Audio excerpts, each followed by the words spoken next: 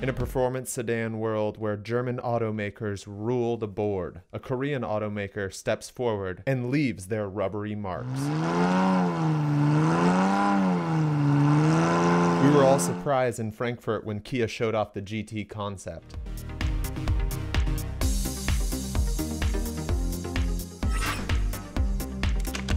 But now, after a 6-year-long journey, the 2018 Kia Stinger is finally here.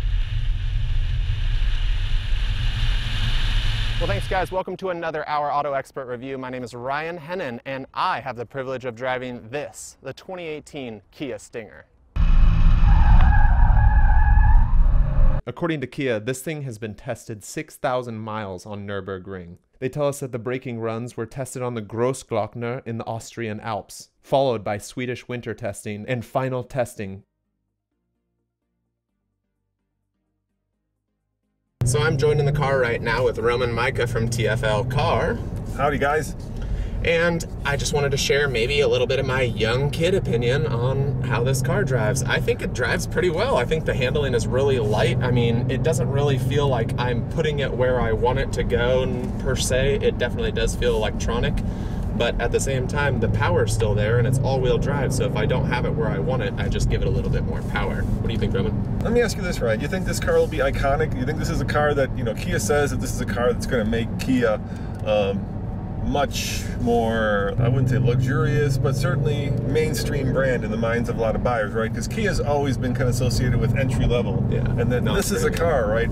Designed by a German, engine, suspension, tuned by a former BMW M head. So is this a car that's going to make Kia like the breakout brand for your kids or my kids?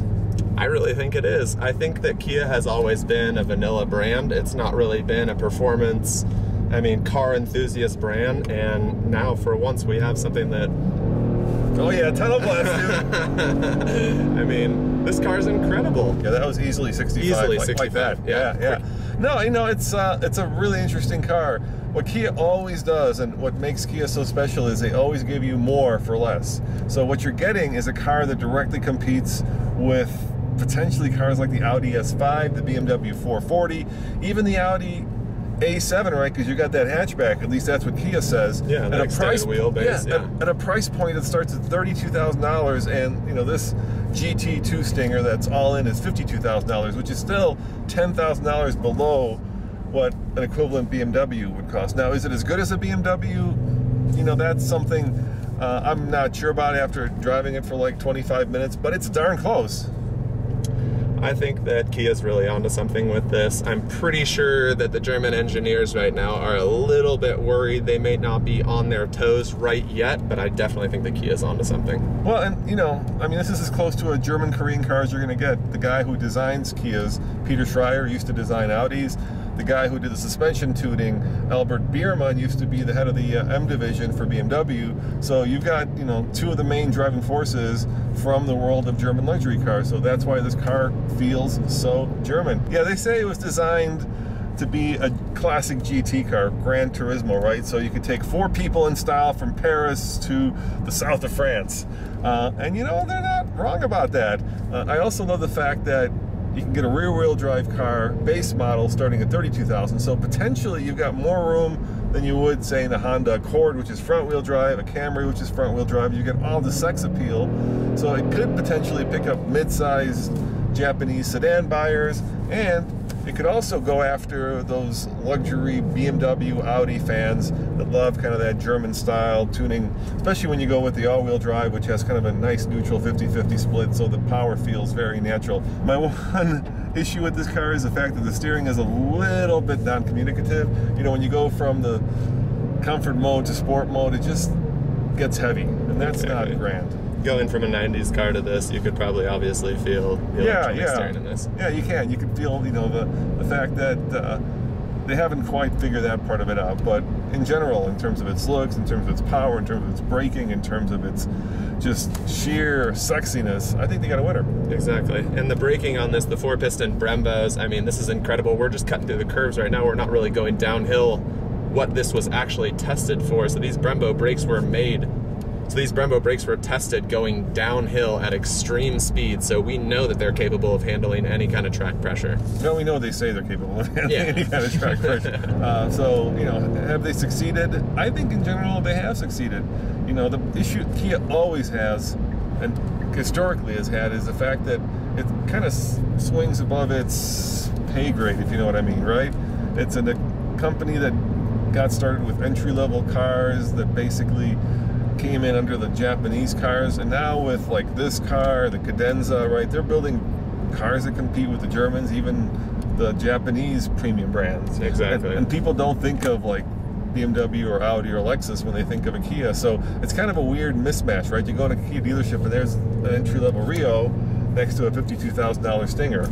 Yeah, it's definitely not in their buyer's choice, you would think, but I mean, $52,000, that's still a great price for what this car offers. So on the exterior, we have rear-wheel drive proportions, a long hood, long overhang, broad shoulders, long wheelbase. The hood vents on the front may be non-functioning, but the brake vents are functional. Now, this isn't your average performance sedan. A lot of aero has been done underneath the car, and Kia tells us the Pilot Sport 4 tires on this car were specifically made for it.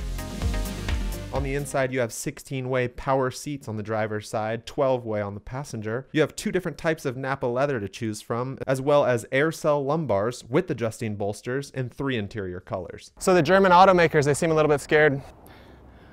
Well, I'm not sure they're scared, but we are certainly producing a genuine GT high-performance sedan, and it's Kia's highest-performing production sedan ever. And when you start talking about 0 to 60 in 4.7 seconds or 167 top speed mile per hour, we're serious, and it's a car to be contended with. As far as sound is concerned, Harman & Kardon put in 15 speakers along with dual under front seat subs. The Uvo 3 infotainment system is very easy to use and now includes Android Auto and Apple CarPlay, along with 14 services for free through the app like diagnostics and engine data through your phone. Now, with 2 different engine options, we have a 2-liter single-scroll turbo on the base model with 255 horsepower and 260 pounds-foot of torque, about average when ran up against similar 2-liters. But then on the other hand, you have the 3.3-liter twin-turbo V6 with 365 horsepower, 376 pounds-foot of torque, and that thing will go 0 to 60 in 4.7 seconds. Mated with an 8-speed transmission that's made in-house by Kia, it also comes with an engine oil cooler and transmission oil cooler to ensure reliability through the extreme weather testing. The all-wheel drive system is rear-wheel biased if you choose. It also comes with limited slip differential. Oh, and that 0 to 60 in 4.7 seconds I mentioned, that's faster than an Audi S5. Well, thanks so much for watching. Be sure and tune in to more of our episodes. I need to go get this thing on the track.